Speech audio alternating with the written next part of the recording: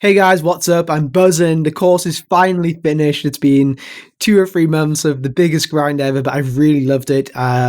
Producing content's always been very close to my heart. I've always loved doing it, whether it be for Bippy, whether it be for my YouTube channel, whether it be coaching people individually, whether it was doing stuff myself. I've always liked studying, always liked doing content. This was a perfect project for me, so don't feel sorry for me at all.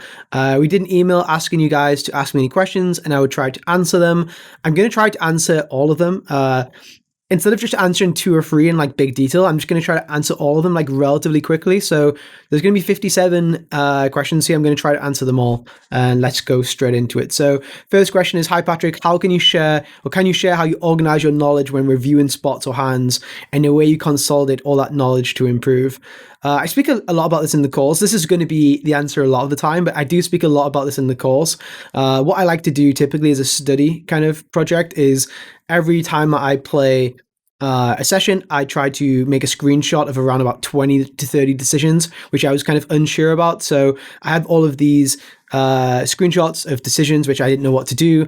And then I start to see where they fall into. So I will categorize them into preflop spots, ICM spots, PSKO spots, flop spots in position, flop spots out of position.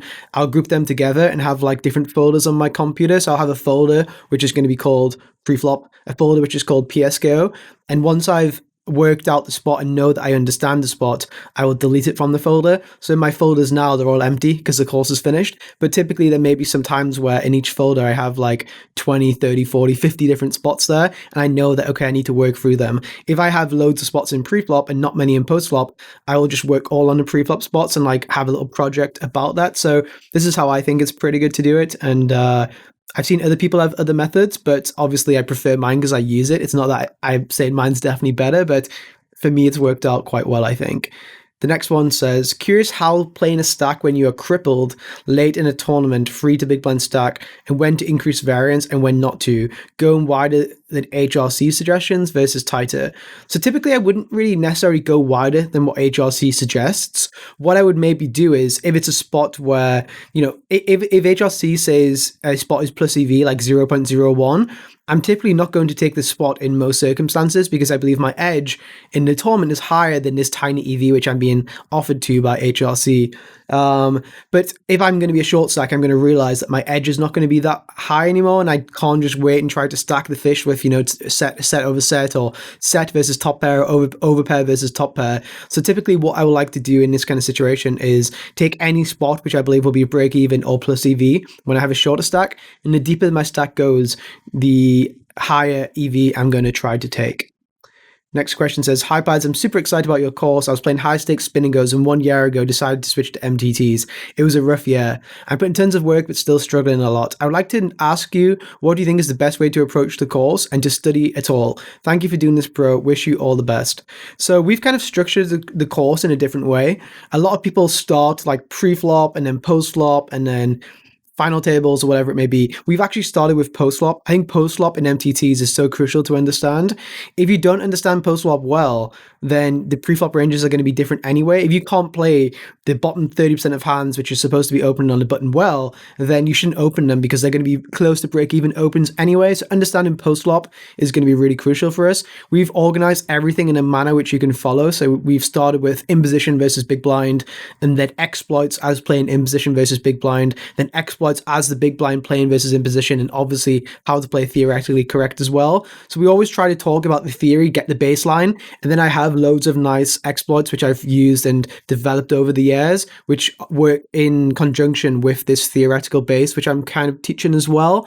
How I teach here, we basically have the best spreadsheets, the best information, the best data, the best sims. We run the sims to really good accuracy with 3 donk sizes on every street, 2 check rate sizes on every street, 5 bet sizes on every street. So we have loads of data that we kind of work out and bring all together. So I think the way that we've structured it is going to be the best way for you to learn it, especially if you are maybe really good at, let's say, ICM, then maybe you want to start with post-flop. If you are like the best post-flop player in the world, then I would still recommend going over the post-flop because I think there's some really cool stuff there. But maybe you want to focus more on the ICM, like if you come from a cash game background, maybe the ICM part will be more beneficial. But also realizing the differences between tournaments and ICMs are going to be crucial too. So yeah, the course is kind of structured in a way which I think you'll see is quite easy to follow and quite easy to understand how you should be doing it.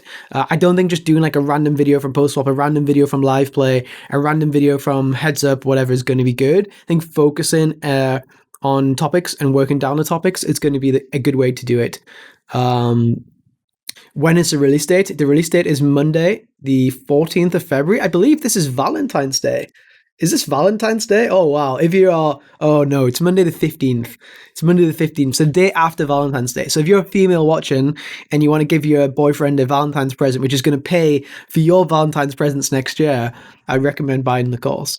How to learn poker materials. I think the systematic approach, learning repetition, but didn't feel much of an impact. I just stated that I only reviewed things once they were new, e.g. HRC. So, I mean, I think in the course is a good way to do it. We cover basically everything, different stack sizes, different positions, different concepts. So we've kind of got a systematic approach here. I've never really seen a course which has so much detail, so much information. Like we definitely have, like we're going to advertise this and market this as, the most comprehensive course ever produced, because it is going to be that kind of thing. And reason is because I've followed a kind of a systematic approach. So I'd obviously recommend for you to just follow the course outline. Which game should I focus? Which one has the best future EV? No Limit Hold'em, PLO, MTT, Spins, Cash, 6+. So I think these games have smaller player pools, and the players who play them are really, really good. And recreationals typically don't play them as much. I think Spin Goes has very big variance and can become quite boring, quite tiresome. I think 6+, I'm not really qualified to say. I don't think the ecology of 6+ is that good. So I think MTTs is definitely the future. You see MTTs are growing basically daily. They're very, very big, very, very popular. How can you get out of this? I recommend Elliot Rose masterclass rather than necessarily mine if you feel like mentally you're struggling. I do have a bunch of like off the table stuff as well in my course. There's like 6-7 videos there as well, talking about bankroll management, talking about how to approach poker, how to approach study, how to work with different tools, stuff like this. But if you feel like your biggest problem is not strategical but mental, I wouldn't recommend buying the course. I would recommend working with a mental game coach before you're ready to really tackle the strategical part of the game. But potentially, if you are going to start studying the strategical part of the game, maybe that'll then inspire you and motivate you to, start to be more enthused, start to be more successful. How do you think I should approach studying poker? I look to create a method and not jump from one thing to the other. I think I've already talked about this and spoke about this, about how the outline of the course is, how I approach studying poker with saving the spots and having different files and stuff. So I'm going to skip forward here. How will the course help me? Do you have a strategy? Help me to learn the course. I lose tournaments because I call with weak hands, tens and jacks in free bet pot. Your course will help me with that. Yeah. So yeah, the strategy how to learn the course, again, it's produced in a way where you can follow it quite well. In terms of playing tens and jacks in a free bet pot, they are quite tough hands to play. But fortunately, we do have a bunch of free bet pot videos, which I think are going to be quite crucial. So yeah, I will be able to help you with that. That's for sure. How do I study effectively for tournaments 30 bigs and less? Quite simply, running scripts for 30 big blind and less kind of spots.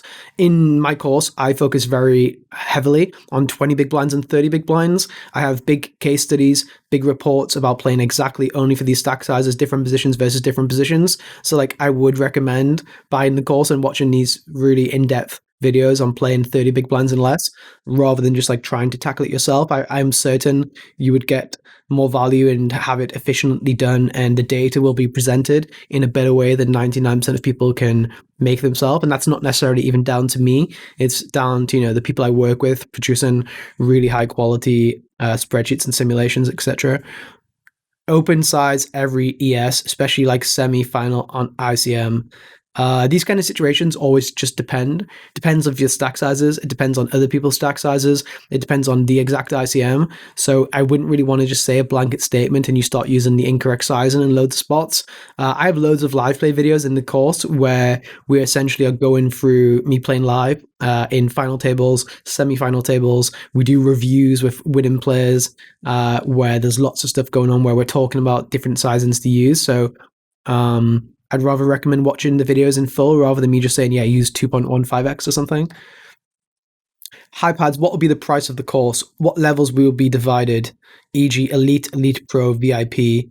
Will there be some trial period there? Will the payment for the course be lifetime? Will the course contain some mindset tips? Thanks in advance for asking. So yeah, essentially, it's not like a trial period in terms of you have to pay each month. Like it's not going to be $700 a month. The price of the course is $1,000. I'm getting a lot of shit for this. The people who've watched the course so far all believe it should be, $3,000 or plus dollars, but it was very important for me that it was available for people from all stakes, and offering it for $700, I think, is a really good, fair, and very cheap price. The course comes out on the 15th, and the payment of the course will be for lifetime. So once you've bought it, you don't need to do anything else. I am going to add additional videos. So for every month, for the first 12 months minimum, I'm going to make new videos trying to keep you guys up to date with the current like meta and MTTs. So even though you're going to buy the course initially for these videos, you are going to be given additional videos for free as well moving forward. You and Ben CB seem to be agree on the fact that we need 10% of aces to justify going all in preflop. When I look at different sims, it feels like we're folding too many strong hands. Could you please elaborate on this and how ICM impacts spots in different stages of tournaments? Is cutting out big blind per 100 so drastically actually generating higher EV? So I kind of spoke about this just a little bit earlier, but typically the shallower you are, the more break-even spots you're going to take because you're just going to fold out the tournament. The deeper you are, the more spots you can pass up because you're going to get more profitable spots in the future. So I kind of already spoken about this, but definitely you shouldn't be passing up on too many big edges, and you definitely don't want to take 10% of aces when you're 15 big blinds deep. You want to be taking closer to break-even spots, because the EV of having a 30 or 40 or 50 big blind stack is going to be very powerful as well. It's more when you have, 50 or 60 big blinds. That's the case where you don't want to just get in, like a flip with, say, sevens against ace queen or whatever, where you probably have a lot of post flop EV too as well. So the thing with king queen off here, small blind versus button, is you're not going to have that much post flop EV, but if you have sevens for 70 big blinds, you have a lot of EV post flop there because you can flop a set and win, like full stacks against top pair, against weaker players, etc. So it all depends on your stack size, all depends on which tournament you're in, etc. It depends on the speed of the tournament. So on GG, I would be more likely to take lower EV spots because the structure is so bad. On Party or Stars, I may be more inclined to take stronger EV spots because the structures are so good, and you're going to get more spots in the future. Your stack's going to be deep for longer. How do you deal with mental aspect recommendations? Again, speak about this in the course a little bit, but it's definitely not a mental game course. I would recommend working with a mental game professional, Elliot Rowe, maybe watching videos from Tommy Angelo and Run It Once, maybe watch, there's lots of videos on YouTube. I recommend Adam Carmichael. I think he's quite good.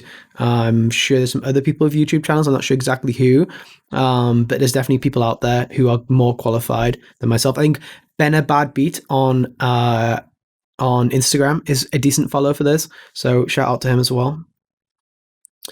How to approach different types of players, what achieve play the most possible time in a game, how to prepare for the Sunday grind, how to think properly in ranges and bluff catch good sizings, good bluffs, blocker effect, blind versus blind, herd and analyze, and how to effectively use solvers, how to gain more ROI, identify good tournaments, good volume, how's a good strategy plays like 20s, 30s, grow up in mid stakes. There's a lot of questions here. You say this yourself. Thanks a lot. I mean, everything you ask here essentially is like part of the course, right? So like, what is good sizings? What is good bluffs? What is good blockers? It's hard for me to just tell you like, what is a good bluff? Like, if you have 5 high in the board and you have no showdown value on the river, probably good to bluff.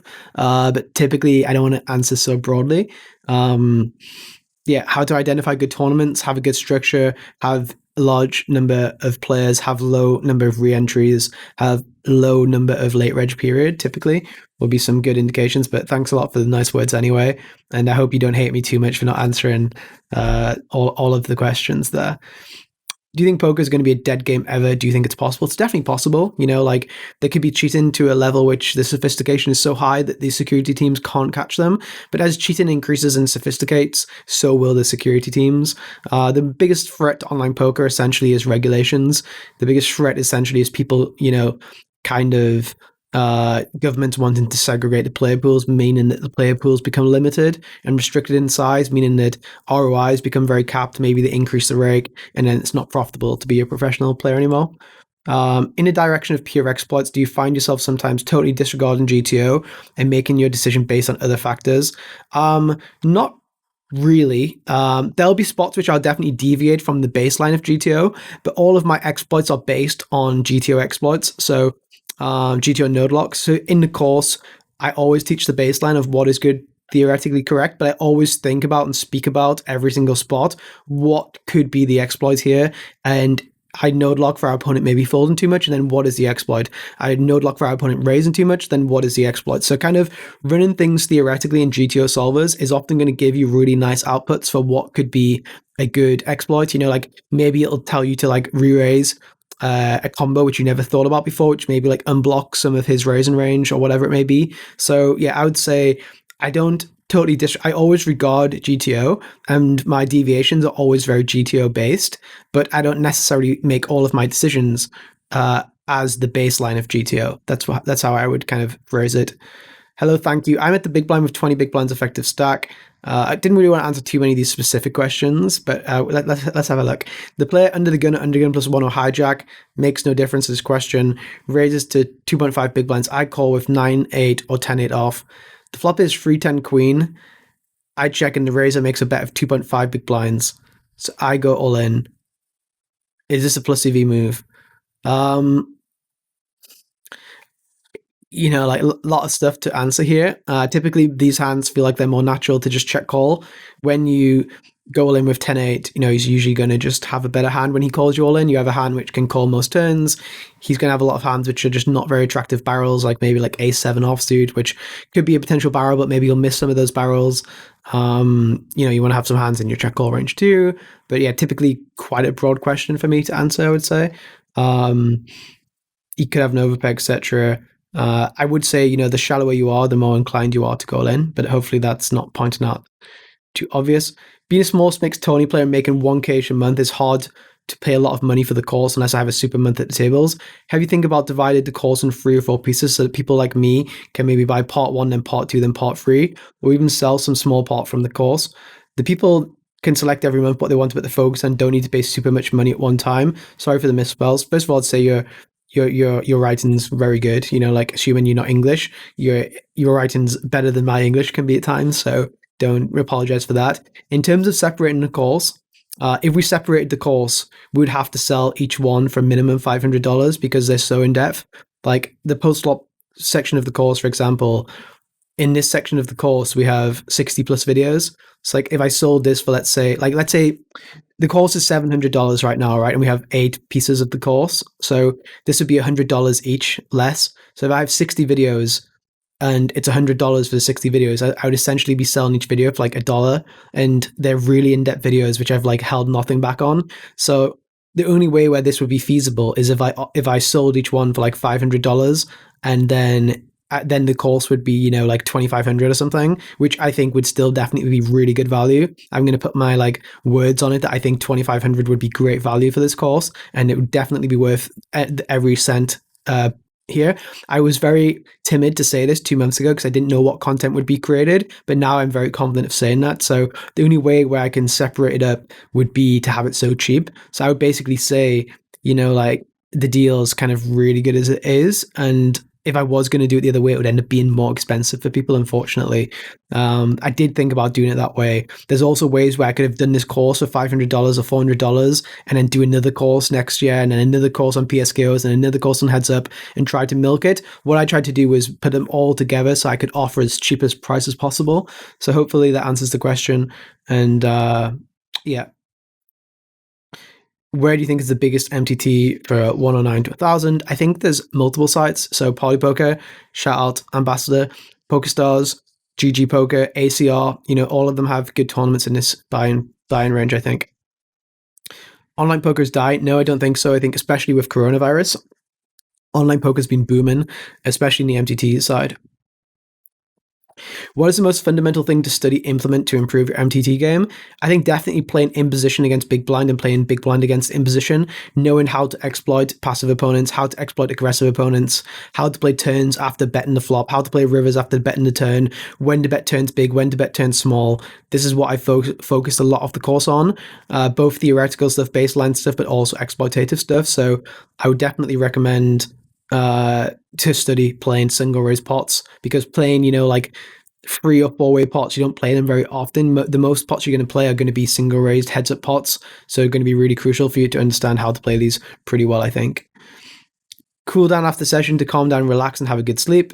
Yeah, I think if I had a spot against a good reg where I had like 10-9 suited and I folded to a free bet, or like I folded to a turn double barrel with second pair, I'll be like thinking in my sleep, like, oh, in my bed, well, did Lena bluff me here? Did Darwin bluff me here? Like, how did I defend too wide? Did I defend too loose? So getting my mind kind of empty by answering some of the toughest questions of my session helps me to kind of calm down and relax. And then I like to watch podcasts, watch whatever, just to fall asleep listening to something so that I'm not thinking just with an empty mind kind of thing. How do you avoid bleeding a big stack in the later stages of a tournament? A lot of this will be down to luck as well. Like it'll be down to just maybe not being distributed strong hands. I think typically, just playing your ranges, which you're supposed to play, and following preflop ranges, which are already quite loose from all positions, is going to be fine. I think if you think you're bleeding the big stack, a good thing I'd recommend is recording your session.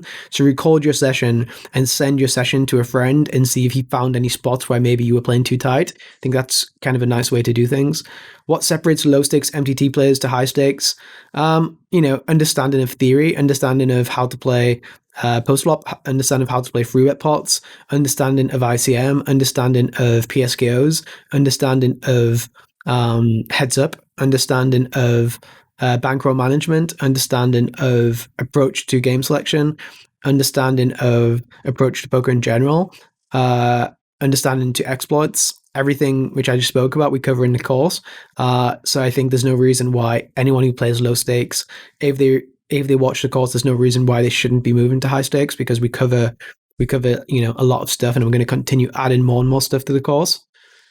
What does he recommend to improve our game? Which solver he thinks we should work with the most? The solvers which I use the most in the course is Peer Solver. I use this very, very in-depthly. HRC, I use this very, very in-depthly. And also Simple Preflop, which I use in quite big depth as well. So those are the 3 tools which I would recommend the most. And I have tutorials in the course showing how to use these and how to set your sims up, how to use these little features here, little features there. Is the course can be beneficial for cash game players? Thank you. Absolutely. So I'm trying to teach mechanics. I'm trying to teach how to think about poker, when you want to use a big size, when you want to use a small size, when you want to use a medium size, how to play turns on different textures, how to play rivers, theory in all spots. So definitely think it'll be beneficial for cash game players. It's not a cash game course. The ranges are obviously very different, but can definitely be beneficial, and especially if you want to play tournaments now and again, it's going to give you a really good understanding of how to play. Why have you stopped Bippy? Kind of a delicate question, but basically stopped Bippy because I was no longer comfortable from a moral point of view to give my money to sites who I didn't want to support. And I'm not saying I don't support every site, but let's say, for example, I fell out of PokerStars and I thought they were scummy. I would be staking hundreds of guys on a site which I didn't want to support. So it's very easy for me to withdraw my money from PokerStars, from Party Poker, from ACR, wherever it may be, GG. But it's unfair for me to tell players, I don't want you to play there either, because I don't tell them what to vote in elections. I don't tell them, okay, vote for Labour, vote for Conservatives. Like, I'm not trying to force them to do anything morally or ethically. I can tell them what I think is best, but I can tell them I think Jeremy Corbyn's better than Boris Johnson. But it doesn't mean that I'm telling them you have to do this. Whereas if I'm giving them money, it's a little bit unfair to make people's careers go in a certain direction. So I didn't do Bippy for the money anymore. I didn't do it for making millions of dollars or anything. I did Bippy purely to help people out and to give people advice. So because my finances were helping sites where I may not want to in the future, I thought it would be good to take a step back. When did you feel you understood the game a level that you were okay with your process? Was it all of a sudden click, and how long did it take?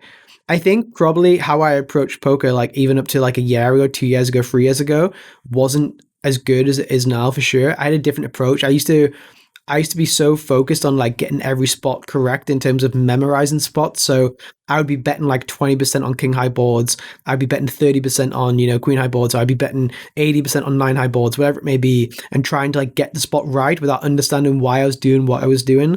Like I wasn't focusing on mechanics. I was focusing more on memorization because I had friends who had, or like people in communities who I didn't want them to say, oh, wow, pads bet 20% instead of 25%, or pads bet 40% instead of 30%, or pads bet 80% instead of 120%. Like I let other people's judgment of me cloud my study procedure for a long time, and because of that, I think that basically I didn't have the right approach to poker. About a year ago, like maybe 18 months ago, I started to not give a fuck and try to focus on the mechanics of everything. So if I ever bet a sizing or did something, I always wanted to have a really good understanding and a good reason of why I was doing what I was doing, rather than just, like, oh, wow, this is king high board, I must bet 20%, or this is ace high board, I must bet 50%, And I think that was probably one of the biggest changes in my career.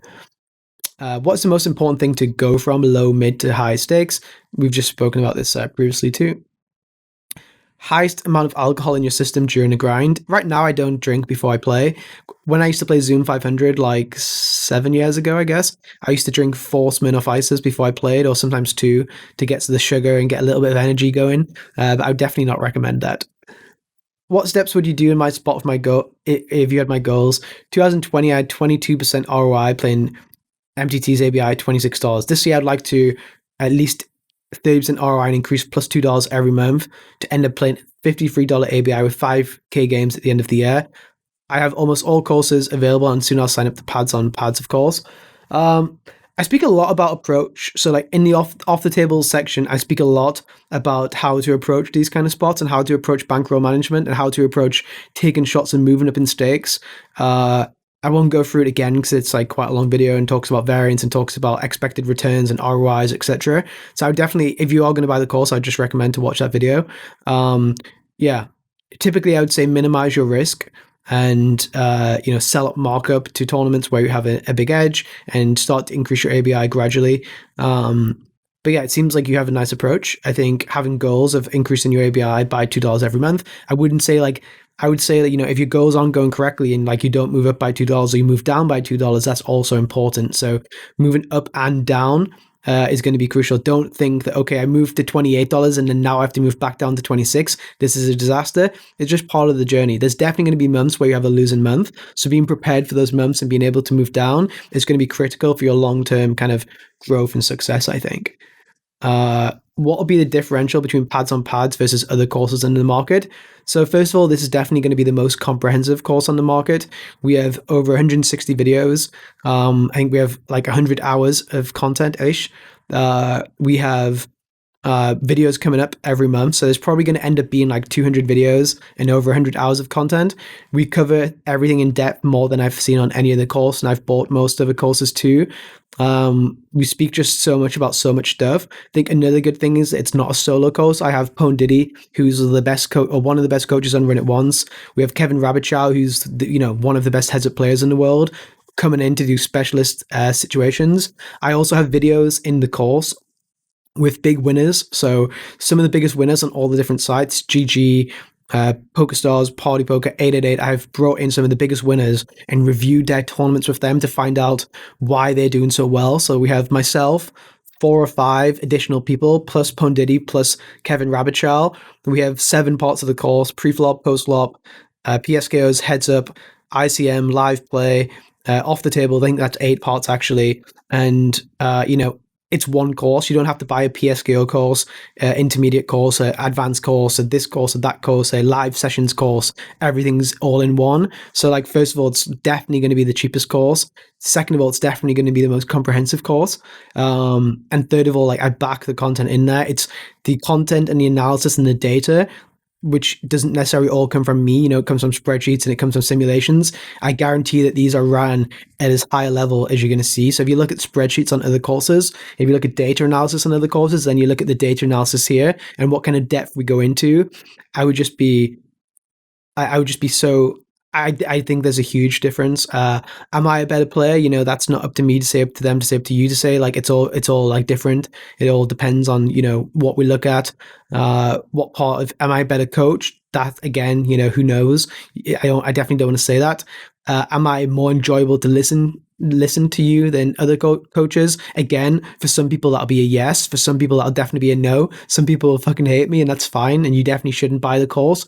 One of the most important things about buying the course is that you want to enjoy the person you're listening to, I think. So yeah, I think there's a lot of differences, and I really back the course.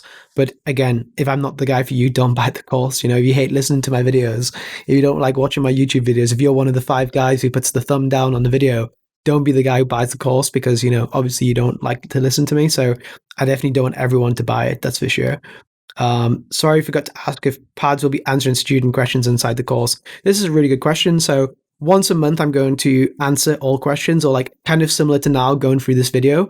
What I'm going to do essentially is I'm going to answer like a Q&A video once a month, answering questions that people ask.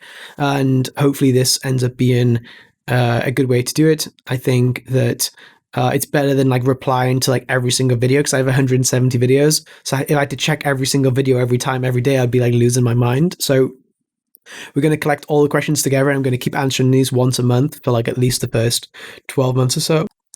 Next question. Hi Patrick, Midsticks Pro here. I'd like to ask about your presence of ICM especially in early phase. In a podcast with Ben TV, you mentioned that right from the start, ICM is present, and therefore POCV chip EV outputs might be inaccurate, and usually you probably don't want to bluff catch as often and value bet less thinly. My question is, how is this theory applicable to practice, where villain won't respect ICM in early phase at all, so we don't lose too many chips by being tied versus decent balanced players?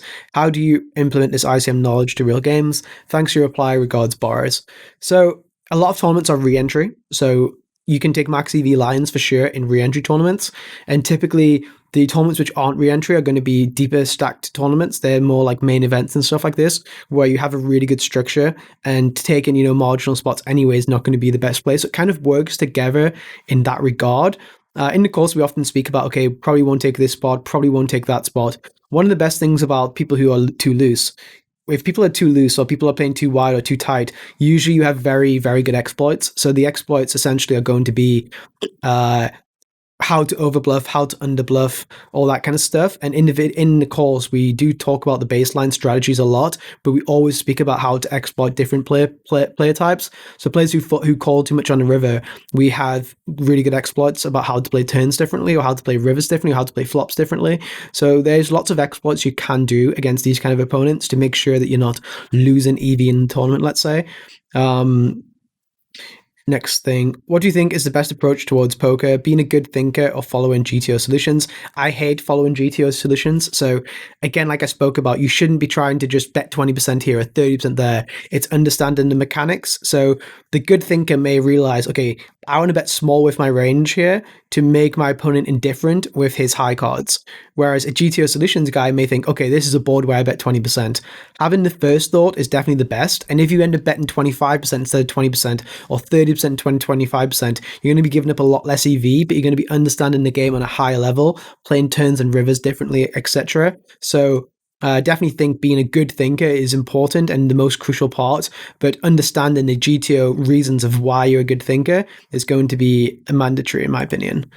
How do you know if you have an edge in the stakes you're playing? Every year, edge shrinks in every buying level. Maybe it'd be a good idea to quantify your EV for the next 3 years versus the hours you're going to invest studying and playing. I'm sorry for the anxiety and negativity. I think this needs to be addressed in an honest way. Yeah, for sure. You're never going to know your ROI. That's what I speak a lot about this in off the table part of the course, but you never know what your ROI is. So always being pessimistic about your ROI is going to be important. So if you believe you have a 20% ROI, always expect to have a 10% instead, and run tournament variance calculations where you are looking at basically how to play, how your year will look like if you play X amount of games and have an ROI of 50% less of what you maybe think it should actually be. This is going to make you have a pessimistic view of poker and know how hard you have to work to get to the point where it's acceptable for you in terms of results. And then anything on top is going to be a bonus. That's kind of how I think is a good way to approach it. I'm really tired of people bombing the flop out of position. Unless I've hit a pair of straights flush possibilities, I usually have to fold. How do you feel about playing back with this type of situation? Tired of bombing the flop out of position. So they raise out of position and they bomb the flop, and then you don't know what to do, kind of thing. So typically people out of position should do lots of checking. Like out of position typically is a relatively passive node. What ends up happening here is that we get to call a lot in position because turns are going to be quite difficult for them to play. As if you play as the in position player, you have the option of checking back the turn and being in control of the pot. But as an if they see bet out of position, they don't have the luxury of being able to check back the turn and being able to control the size of the pot. So you shouldn't feel too worried about calling a lot on the flop when you have, draws or you have pairs or whatever, backdoor draws, because you're going to be able to play turns very well, especially if their range is very wide. If they see bet the flop too much, a very easy exploit is just call flops and like bet turns very small when check two for protection, because they're going to just have too many overcards or too many like under pairs or ace highs or whatever it may be. In MTTs, do you prefer to play from the very beginning of the tournament or late registering? What is the optimal strategy? Depends on the tournament. If it's a tournament like a PSKO, you want to be in from the start because part of the prize pool is going to be eliminated and diminished every time someone gets knocked out. But at the same time, you want to concentrate on your hourly as well. So if you're playing like a lower stakes tournament in your schedule, maybe you want to late reg that. If it's one of the higher stakes tournaments in your schedule, maybe you want to play that from the start and make sure that you're going to play against the weaker players at the start. MTT variance and how field size can affect it. So yeah, we speak a lot about MTT variance in the course. There's a video basically all on MTT variance, so I'd recommend watching that. It's in very big detail. But yeah, MTT variance is a bitch, that's for sure, and it does get very brutal. And yeah, we speak a lot about ROIs that you need when you play high field sizes, how to control this, how to sell action, the importance of selling action, all that kind of stuff. Would you switch poker to football for the same skill level you are, top 100 in the world? I don't think so. I love poker. I love poker. I love it that it's a mind game. I love that I'm in control of it myself rather than football where other people are in control of it. Yeah, so I wouldn't. I love poker. I mean, that's probably a terrible answer, but yeah, I wouldn't change to be a footballer. What ratio do you consider good for study regarding ICM post-flop and pre-flop? Kind of a tough question to answer. I think ICM is definitely really important. I think heads up is also important. I think PSKOs is also important. I think post-flop and pre-flop obviously very crucial.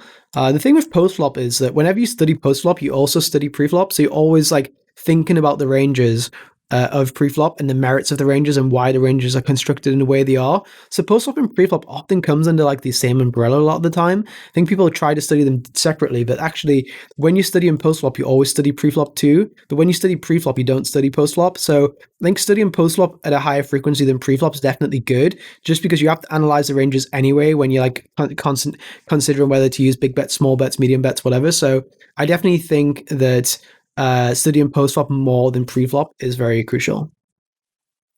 What path would you put an established mid-stakes player on who was looking long-term to get established at high stakes?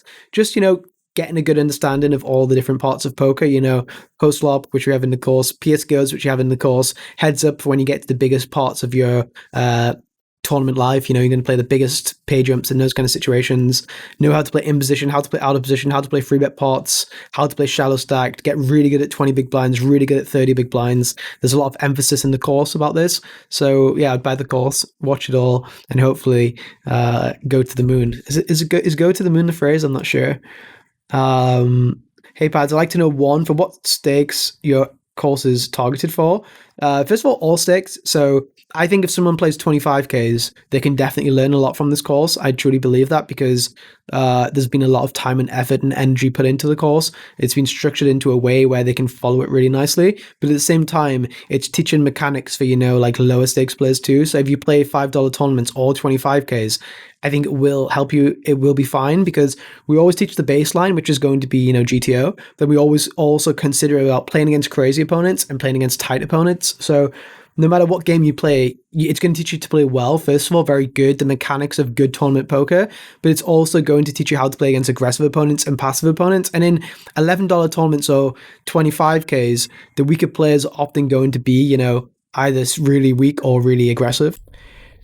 So I would like to know, one, for what MTT stakes is your course targeted for? And two, can I be confident the knowledge shared is on par with the contents shared on staking teams?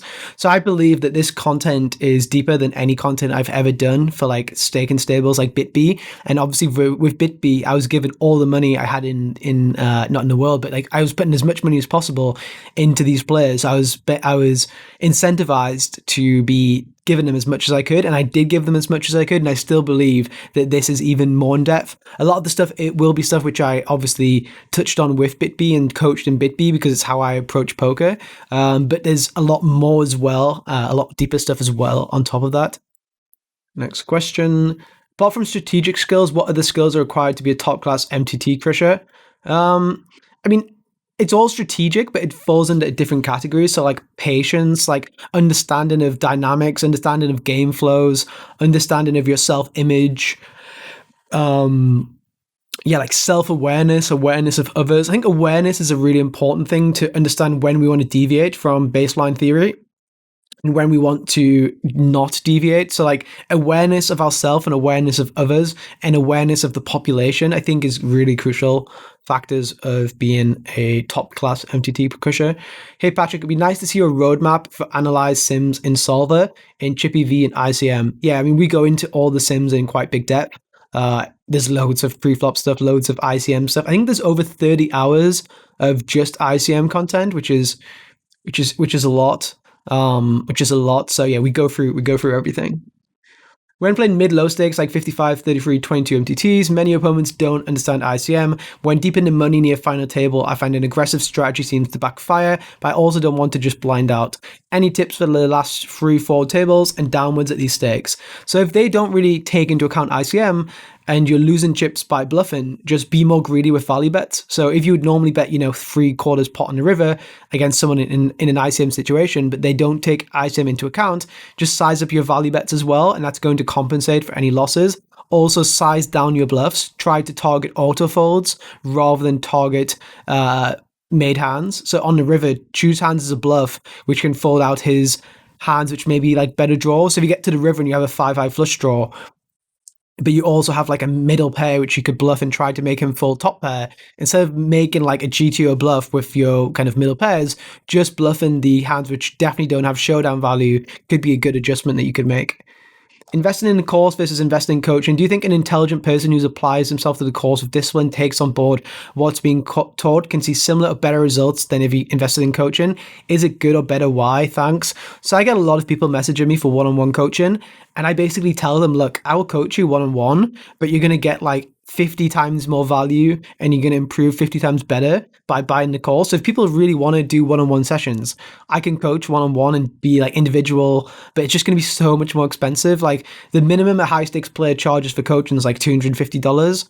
I've got 170 videos here. So that's going to be already like 20K. Let's say each video is like not an hour, it's like half an hour, 40 minutes, whatever. Let's say it's going to be at least 10K, at least 10K, like let's say minimum 5-6K to go over all of these concepts, whereas you can buy this for $700. It's like, I don't really think it's comparable, at least for, coaching from myself. If European wants to coach you, for like $100 an hour and like gets through everything more efficiently, then of course go to him to coach you. But for me personally, it's way better for you to buy this course than for me to do one-on-one coaching. Who's your biggest inspiration? Kind of an interesting question. I think people close to me inspire me a lot. So, the people who, like my family, my friends, I like to be around people who are quite positive. So big shout out to Miggy, the Wolf, Aaron, my family. There's loads of people,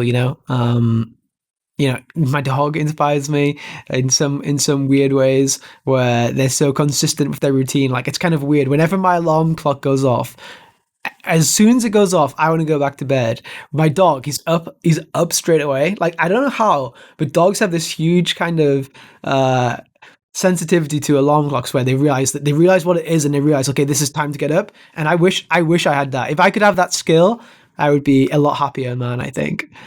Looking at preflop ranges before the final table, how do you balance out ICM and chippy ranges when they show to deviate at the 25 to 40 big blind level? a lot of ICM is just logic. So, if I'm 5 out of 11, then my preflop ranges are going to be very different to if I'm 10 out of 11 or 1 out of 11. Each stack size in ICM has a goal. Sometimes your goal will be preservation. Sometimes your goal will be accumulation. So your strategy is going to change based on your stack size rather than the stage of the tournament. I think the stage of the tournament is kind of a metric in the strategy of your stack. It's a factor of your stack strategy, but the stage of the tournament isn't a blanket strategy for all positions and all stack sizes. I'm a beginner type player. Will your course offer anything for me? Will there be any ranges included in the course? So yeah, first of all, the course will definitely be beneficial for you if you're a low stakes player. There's even if the theory content is a lot, there's also like basic theory as well, which you can take. There's shorter videos of just how to exploit this player, how to exploit that player, how to play. Like, let's say you just play a session and you don't know how to play A-side boards. We go into A-side boards.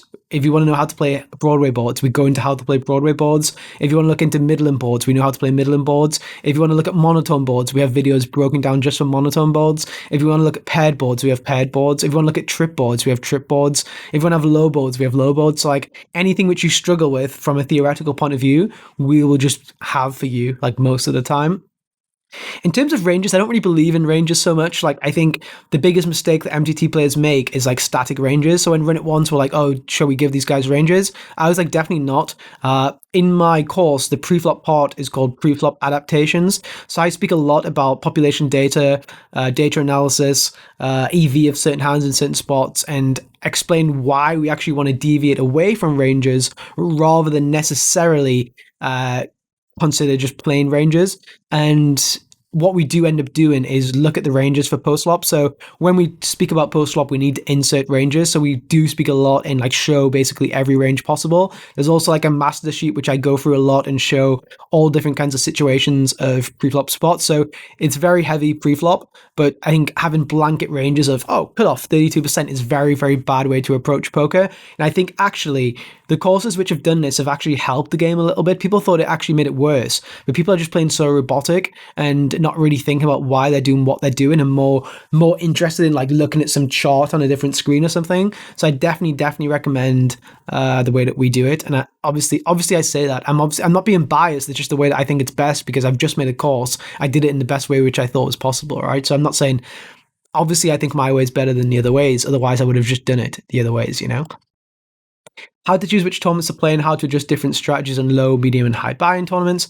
I don't think it's necessarily about how to play different buy-in tournaments. I think it's more about how to play against different kinds of opponents. So how to play against passive opponents, how to play against tight opponents, how to play against aggressive opponents, how to play against crazy opponents. Like, I'd tackle all these different kind of player types in the course. And, at low stakes, it's not like every player just calls too much. At medium stakes, it's not like every single player folds too much. It's like everything is different based on the player. So understanding the player type, making notes, labeling people different kind of player types. I don't label players bad or good. Like, my label system is like aggressive, tight pre-flop, aggressive post-flop, whatever it may be. I think gone are the days of just like categorizing players as good and bad. I don't think it's very beneficial. Hi, when you buy the course, how would you suggest people to study with it? We've gone through this a bunch of times. Thanks for the question, though.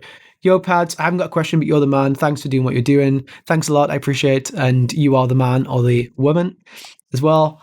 How can you exploit someone that's opening too wide, but ICM is working against you, risking your chips? Is there a time to put ICM to the side in order to be aggressive? So we speak a lot about this in ICM as well, about how to exploit people who are too wide.